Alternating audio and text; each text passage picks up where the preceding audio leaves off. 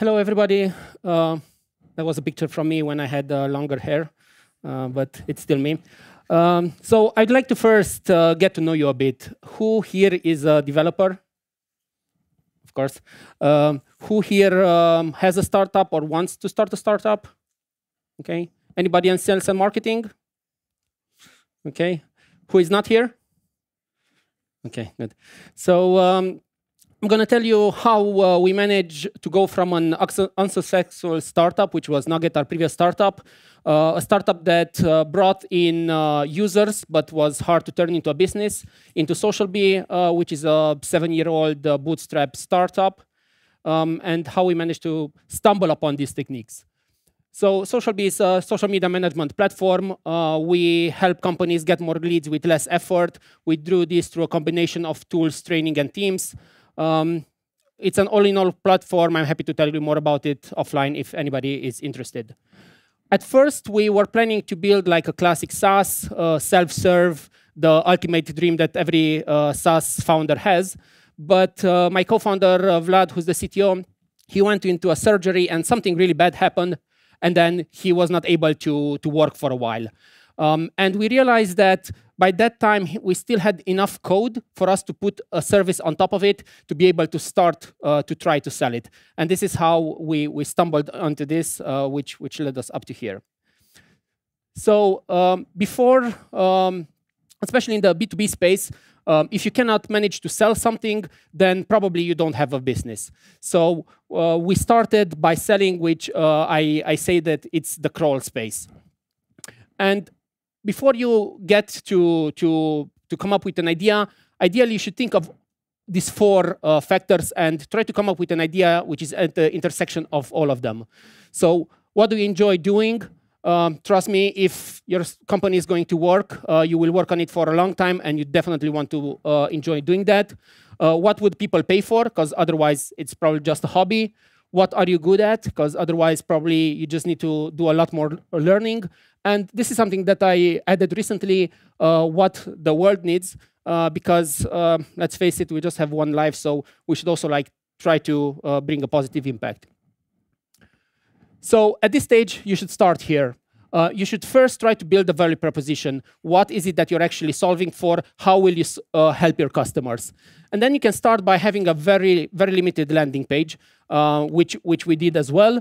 And at this phase in time, it will be a lot of founder-led sales. So don't be afraid to let your personality shine. Don't try to be somebody that you're not, because that will come through in when you're trying to do the selling, and it will seem as not genuine, and it will not help you. So this was actually version 1 of our website. You can see it's very beautiful and very complex. Actually, our logo is something that I designed in PowerPoint. Those were my designing skills back then.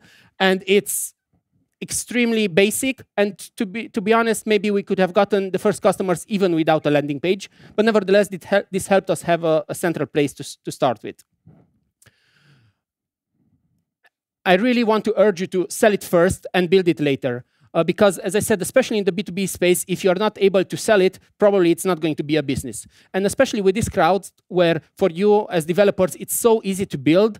It's so easy to hide behind code because you know how to do that, and code doesn't reject you. You will be able to build something very nice, but then if you don't manage to sell it, then it won't be a business. And how can you get those first customers? At first, it's really a lot about hand-to-hand contact. It's a lot of personal contacts. It's a lot about looking in the various networks that you have, your LinkedIn, your Facebook, your X, formerly known as Twitter. And of course, you can also use SocialBee for this. And then in our case, for example, we went to Product Hunt and Beta List with a cold outreach approach. And this is how our approach looked like. Now, for a cold outreach approach to work, it has to have a few factors.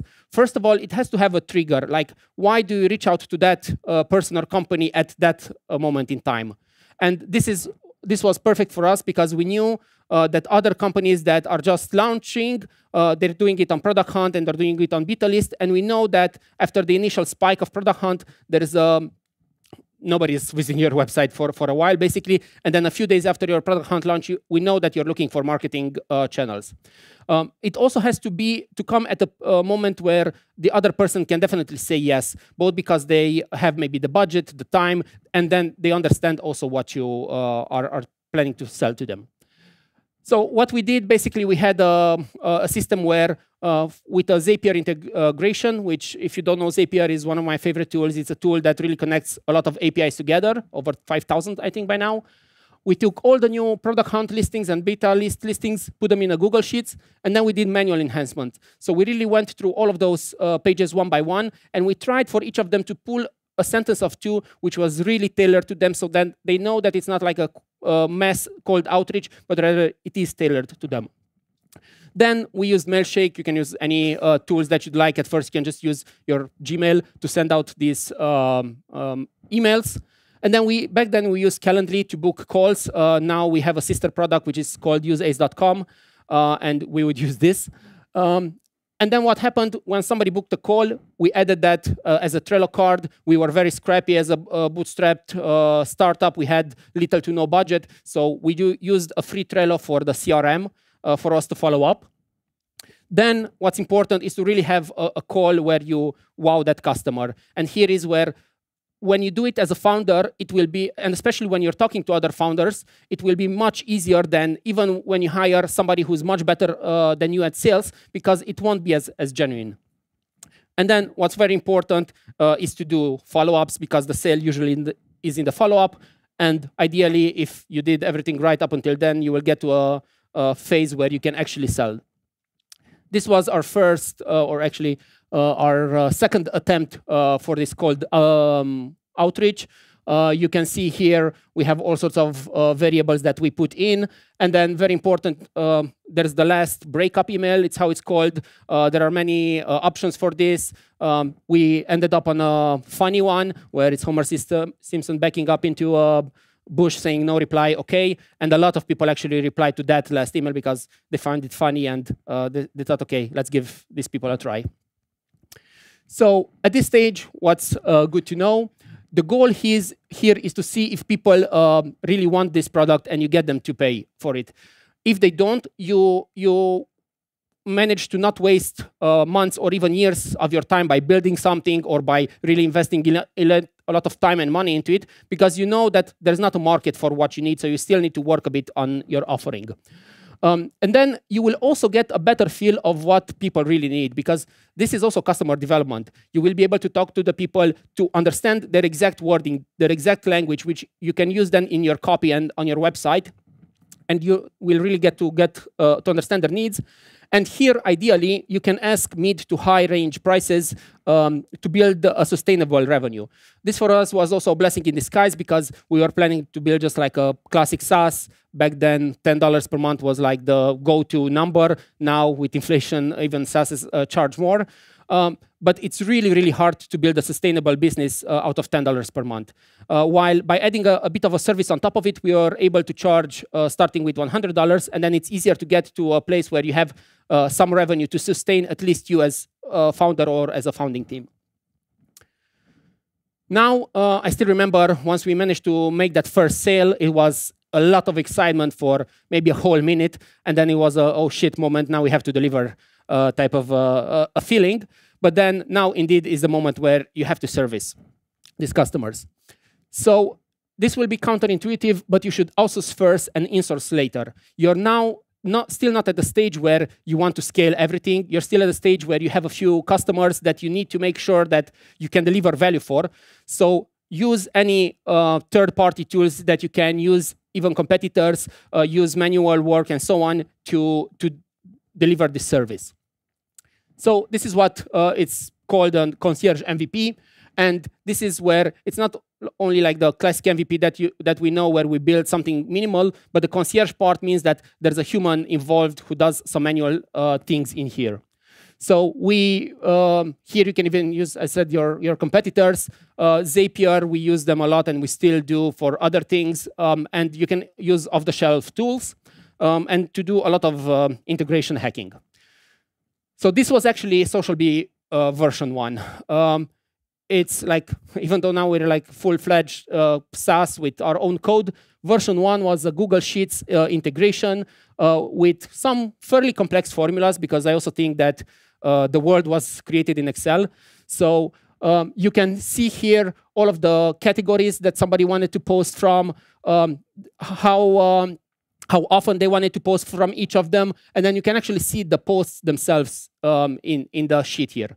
And you can definitely see this is a very scrappy and very bad-looking solution, and no person in the real mind would use this on an ongoing basis. But you also have to think that there's a curve of adoption, where at the first part of that curve stand the innovators and the early adopters. And they are the ones who will be happy to use even such a crappy solution if you're solving a real problem for them. And in our case, for the content setup, so all of the content that somebody wanted to share across their social networks was in that Google Sheet I just showed you. The actual posting, because we didn't have by then apps to post on the individual networks, was done through Buffer, who is a competitor of ours, but also a partner to some extent. Then for any RSS feeds that people wanted to pull in, we used Zapier. For any things where people wanted from a link to have also the image, we passed them through Pocket, because we saw that Pocket would then tell us, okay, this is the main image of this article, and then we send this to our content repository, which was the Google Sheet. And then also extensions were used a lot back then. We didn't have time or money to build such an extension, so we also used Pocket for this. So you might think, how does this scale? Well, of course, it doesn't scale in the same sense how software scales, but it does scale through a different mechanism, which is through operating procedures. And you can, of course, the McDonald's example is a classic one, but there are countless examples of companies who manage to scale through SOPs. And SOPs stand for Standard Operating Procedure, is a way for you to document what you're doing. And this is something that we did from day one when it was just myself and my co-founder, because we always knew that in order to scale, we want to be able to quickly delegate all of our work, or almost all of our work, to somebody else in the team. And to do that, you can just document things as you go, do it very easily, and then whoever comes on board next, maybe they check out a video that you did, and then they can create the proper documentation. But this way, you just do it once, and then it will save you a lot of time in the future. This is a book I highly recommend. It's about how we people are very good at something. For example, you're very good at developers, and then you have an idea and you want to go into business, and then you figure out that you have to do so many other things that the one thing that you loved. And you end up actually not doing the thing that you love, unless you set up your business almost as a franchise, or almost as you want to sell it, even though maybe you never are planning to sell it, because that way you will be able to step away from the business, for example, for a few months if you want to take a longer holiday, or just it will help you grow. So at this stage, what's good to know is that it's important to delight your customers to get word of mouth. Early adopters usually know other early adopters, so it's really important to delight them, not just to have like a blank or a bland solution. Here you will also hone in both the product and the service. And the goal of the stage is to see if you can actually deliver a valuable service. And also very important, if you like to work with this audience. Because again, if a startup fails, that's maybe, let's say, 1 year of your life is gone, and you move on. But if it succeeds, it's going to be 7, 10, 20 years of your life, and then you want to make sure that that will be enjoyable for you. Now that we managed to get through the first 2 stages, we managed to see there's a market, and then we can deliver value. Now it's the moment where you should actually scale and run with this idea. And now is where also you as developers can come in and really build the tech product. But the really good part is that by now, you know what works and what doesn't. You know what features are important. So even what you will build will have a higher priority than other things. And it will be basically shortcutting all sorts of lessons learned that you would have learned by building the code at first. And then it's time to maybe also do a more splashy launch. You don't have to consider the launch the moment when you first start. You can do a launch whenever you want. It's just an arbitrary moment in time. So you can consider it whenever you want. And there are many outlets out there to do launches. For example, AppSumo is one platform that we used. Product Hunt, you can do joint ventures and so on. As I said, AppSumo, this is a marketplace of deals where you can sell a deal which is usually on a monthly or yearly basis, but you sell it in a one-off price. You sell it at a massive discount. You get a small percentage of that, but you make it up in volume. And why I think this is really good for if your audience is relevant to their audience is because you will be able to get a lot of users in a short period of time. They will deliver a lot of feedback, and you will get also some cash injection, which is really good if you're bootstrapped. And for me, as a another positive thing, when we did the first AppSumo launch, I think we ran it for 2 weeks, and I lost like 4 kilograms, which was very good for me at that time. It is a stressful period. So now it's also time to scale up your sales and marketing. This is when, especially if you manage to gather some funds, you can do paid social or search engine marketing. Content marketing, I usually recommend starting from day one because it's something that takes time to build up, and it will bring results over the long run. And now you can also scale up your sales team. Also, what's important here to know is that scaling the team is now crucial, because if at first maybe it was you and a co-founder or two, or just by yourself, now it's time to bring in the team because you know what you need to do. So you don't need to have maybe those very specialized or very with lots of experience type of a team, but rather you can also bring in a more junior team and coach them through what they need to do. It's also important to keep evolving your systems. As the company grows, you will basically see that each year you have a new company. So the systems need to keep evolving. And it's also a very good time to bring in growth capital. Especially nowadays, the days where you can raise money with an idea and a pitch deck are long gone. So if you manage to get to this stage and you can prove that you are able to find customers, actually paying customers, you are able to really understand the market, you are able to provide a solution that people are willing to pay for, it's going to be much easier for you to raise funding. And then you will be able also to raise at better rates than if you're just starting out. This is us 7 years in. We used to be an in-person company, but now we are a fully remote company.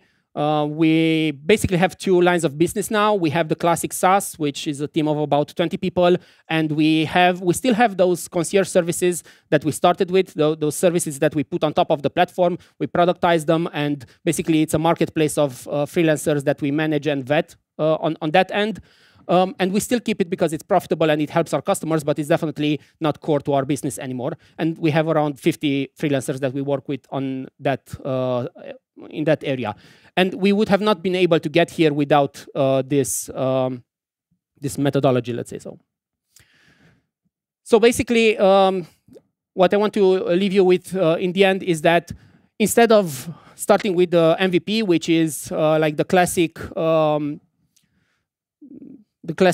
suggestion in the startup space, is for you to start with concierge MVP and to first sell the results to a customer, service them to really deliver those results, and only after that you should really scale the company. Thank you, and then if you have any questions.